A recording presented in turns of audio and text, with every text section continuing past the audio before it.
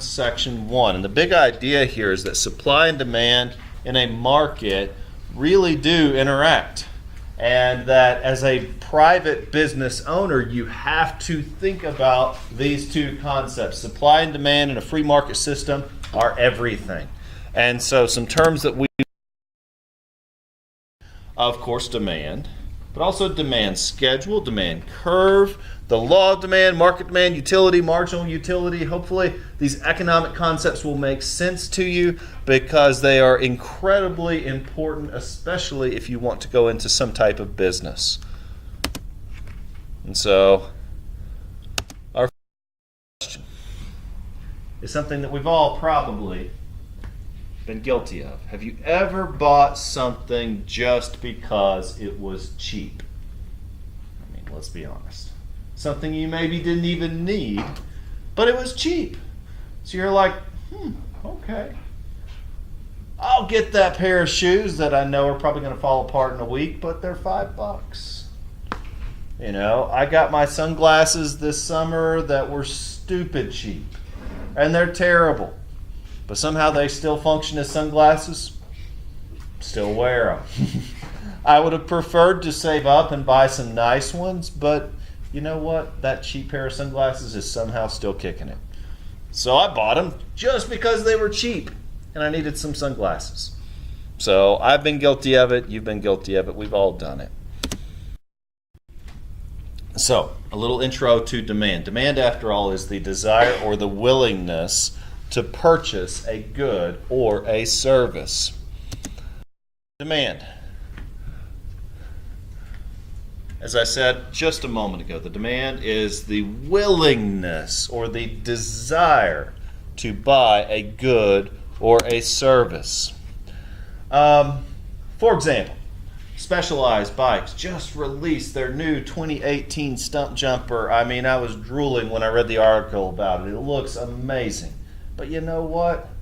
It's going to be like $4,000. So while it's cool to read about and look at and watch videos of this new technology that makes this awesome bike, nope, I'm good. I'm going to keep fixing my old bike. Why? Because, well, for me, it has a low marginal utility, which we'll get into in just a moment.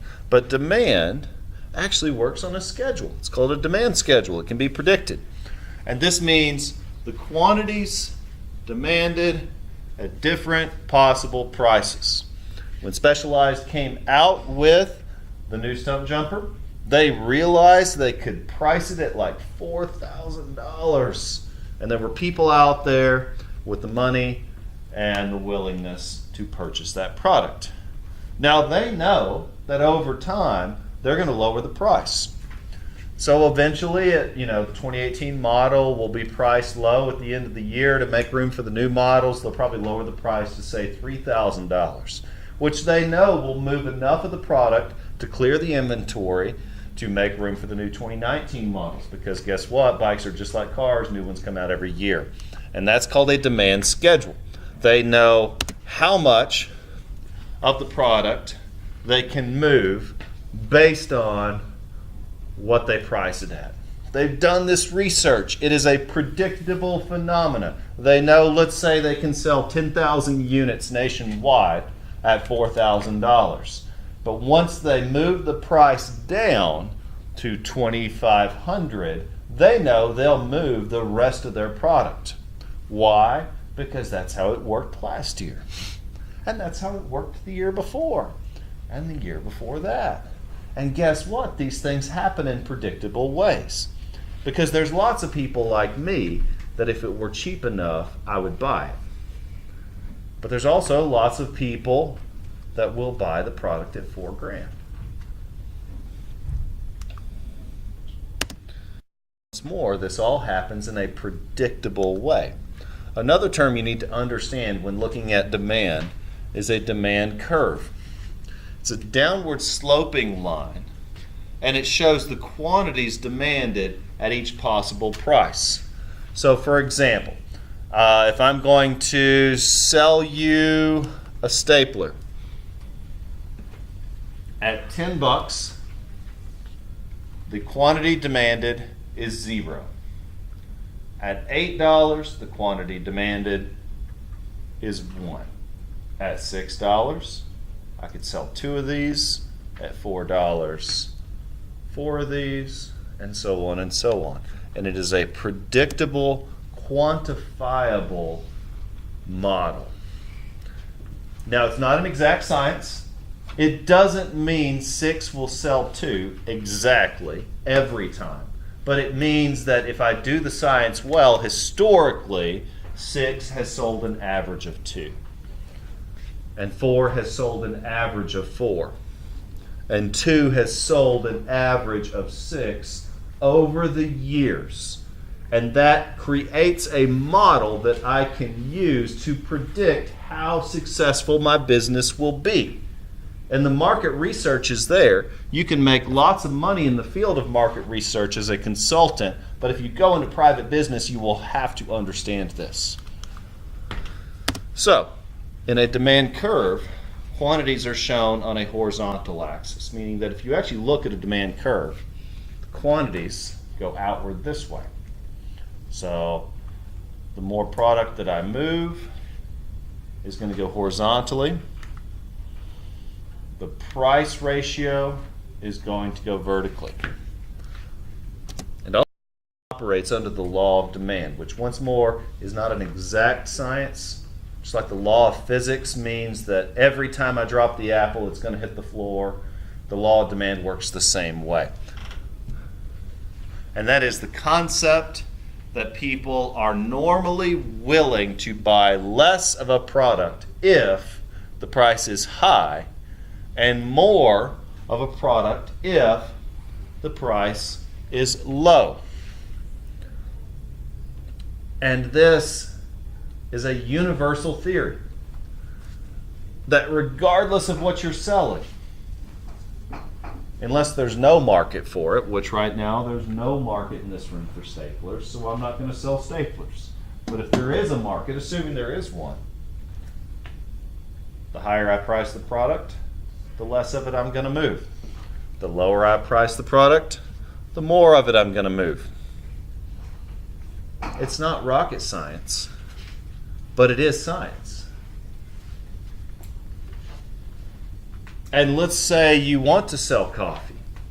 Well, you've got to do the market research. How saturated is the market? Basically, how many coffee shops are there already?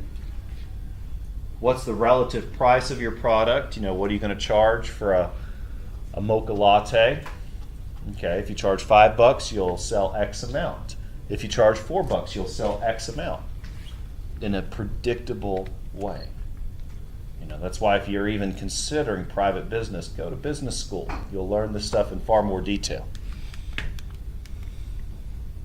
So once more, the law of demand means that the quantity demanded and the price of a product move in opposite directions. Ergo, the lower the price, the higher the demand. The higher the price, the lower the demand. And it's really common sense. But people miss this basic concept all the time in business. They price a product too high, they don't move it, and they wind up with a store full of crap that no one wants. They then therefore have to price said crap for far lower than what they intended. They lose money on said crap. No one wants to buy it. Eventually they price it at a loss and someone buys their product. Again, look for closeouts, but also question closeouts. Why is it on closeout? Well, that means no one wanted it. Why did no one want it? Is it still something you want?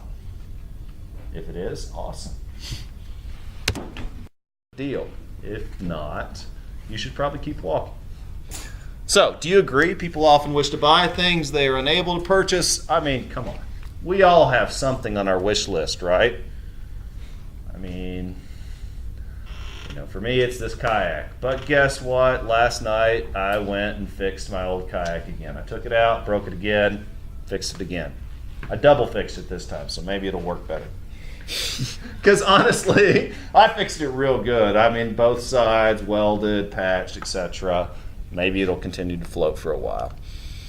Because I can't afford one. But I was hanging out with a friend of mine who's a doctor, and he broke his boat at the same time, and guess what? He's a doctor. He's like, nah, no big deal. I'll buy a new one. And I was like, must be nice, Mr. Doctor Guy.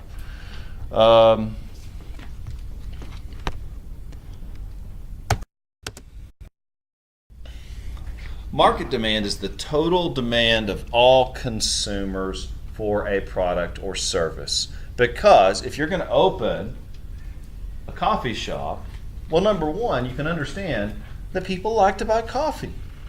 And that, yes, people will go and pay $5 for a cup of coffee if it's good. I'm not going to go into the gas station and pay $5 for a cup of coffee. No, I'm going to the gas station to pay 50 cents to get my mug filled. I'll go to Starbucks and I'll pay $5 for a pumpkin spice latte when it's in season. That's the market demand. What's more, market demand means the total demand of all consumers for a product or service. Now, am I looking, the question is, what is the market? Who is my market?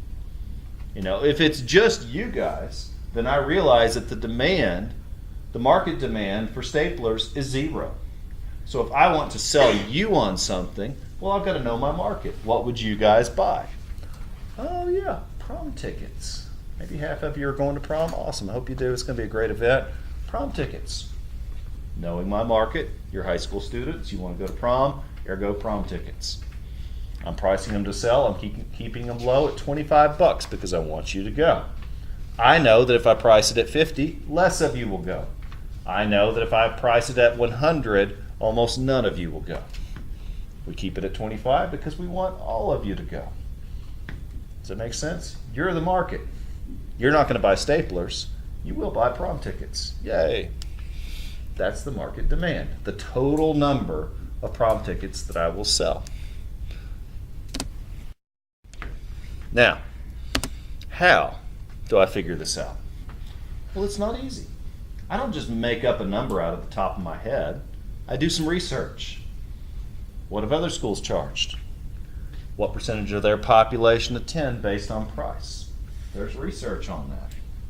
Now, we priced ours purposely not to make a profit, but we priced it so that you will attend. Because we understand that if we priced it at 50, whether you wanted to come or not, you're just not going to be able to. And if we price it at 100, no one's going to show. So we priced it at 25. Again, that's common sense, but there's a science behind it. You can make money in that science, or you can benefit from that science as a business owner. So, how are we going to figure this out? Here's where the money is made. Number one, if you're going to open a coffee shop, you better be a patron of a lot of coffee shops. You better know the industry in and out, because being a private business owner is a risky venture. You need to have worked in the industry already for a long time. You need to know it in and out. You need to be able to make every type of coffee there is. You need to be able to understand how pricing works. You need to also be able to understand how to create a demand for your product. So Bryce opens up a new coffee shop. Let's say it's here off of Spartanburg Highway. Yay, Bryce's Coffee. Well, what sets him apart from other local coffee shops? I know there's one downtown. They make great coffee. I love that place. So why am I going to go to Bryce's shop versus the one downtown? What's he going to do to create a demand for his product? So number one, visit other shops. He's going to figure it out. He's going to know the game. Secondly, he's going to poll consumers.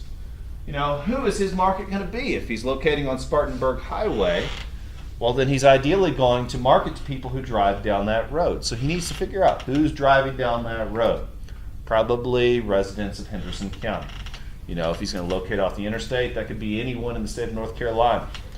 But since he's on Spartanburg Highway, once more, he's dealing with a much smaller pool of consumers. And so he needs to study data about how consumers will react to prices, and then figure out how to communicate those prices to his consumers. Does all he need is a sign, Bryce's Coffee, people will flock to it? Unfortunately, no, that's not how business works. He's got to attract that market to get them to come into his shop. Because when I'm buying coffee, I'm thinking utility. Utility means the amount of satisfaction one gets from a good or a service. When I make coffee every morning, I'm just trying to wake up and get it through another day. Let's be honest. I hate getting up. It's like automatic. I'm on autopilot. I'm making my coffee. All I really need is the caffeine. The hot beverage is kind of nice. It's comforting. The taste is okay. But really what I need is that caffeine. It gets me moving. So my utility for my morning coffee is the amount of satisfaction I get. But the question is, am I getting the satisfaction from just the caffeine or the quality of the coffee? For me, personally, it's the caffeine. It's the hot beverage. It's just the comfort I get from drinking something hot. So that's my utility. The pleasure a product provides. But here's the thing, utility is relative. For Bryce, it might be that he has a higher utility on the taste and the quality of the coffee. Where did the beans come from? How were they ground? How were they roasted? Did he grind them himself? Did he use a French press? Did he use a percolator? Did he just use your old standard Mr. Coffee? How it's made might be very important to him. Ergo, he might have a higher utility on the fancy stuff versus the cheap stuff. Again, not all objects have the same utility. People. There's also another principle we can understand, the diminishing marginal utility. Marginal utility is the additional use that is derived from each unit acquired. So for me, let's say that I bought 2 cans of cheap coffee next week instead of 1 can. 1 can usually lasts me about a month, so I'm buying like the big giant can. Anyway, so let's say I bought 2 big giant cans. Well, that's not going to change the amount of coffee that I drink. The marginal utility for me of coffee is static, meaning that if I had 20 cans of coffee, I'm still only drinking that thing each day. That's not going to change, because if I drink more than that thing each day, like heart palpitations, like anxiety, like I'm basically a wreck. So I know that thing, that is my marginal utility. It is not changing. But for some people, it might be different. Like, let's say, what are those shoes called again? Vans, thank you. So let's say Cameron finds a sweet deal on Vans, and she stocks up. She gets 10 new pairs. Well, here's the thing. Full price, she might buy 1 pair in the next month. Sweet sale, she'll buy 10. Okay, great. 10 for the price of 1, why not? And so she's going to do that. And she understands that the better the price, the more the product she's going to buy. So for her, the marginal utility with increased consumption actually results in a lower level of satisfaction. Here's the irony, is that if she only has that 1 pair of Vans, they're really important to her. But if she's able to have a dozen pairs, then each pair's value diminishes relative to the number that she owns. Does that make sense? Like, if I have 10 bikes in the shed, each individual bike means very little. Since I only have 1 kayak, I have 1 and then an old one as a spare. But I only have 1 designed to go down the hard, scary stuff. And to me, that boat means an awful lot, because it's the only one I have. When I break it, I fix it. But my doctor friend, he's got like half a dozen. And so he took his broken boat out without fixing it yesterday, and I was kind of upset. I was like, oh man, like that hurts, like just watching you destroy this boat. That it doesn't mean a lot to him, because he's got a lot of them. But to me, I was just like, oh, I can't afford to fix mine. Like, I might be able to afford a new one in a year. But he was like, no, I'm buying one tomorrow. Okay, whatever. Different strokes. I should have gone to medical school, I guess. Whatever. So, as prices fall, consumers buy more of an item. You know, if these kayaks were cheaper, then sure, it wouldn't be a big deal to me. I used to work in the outdoor industry. Once upon a time, I got really cheap boats because I was a professional in the outdoor industry. At that time, it wasn't a big deal to buy new outdoor gear because I got it really cheap. But now that I'm no longer involved with the industry, I have to pay full price. Ergo, I don't buy as many. When they're cheap, I buy more. When they're expensive, I buy less. And guess what? That's how most people work. It's a predictable pattern. And so as a business owner, think about that. So, would you buy a second copy of an item that you already have for the exact same price? So here's the question. If you don't need the product, but you just want a second copy of it, an exact copy, would you pay the same price? Most people would say no.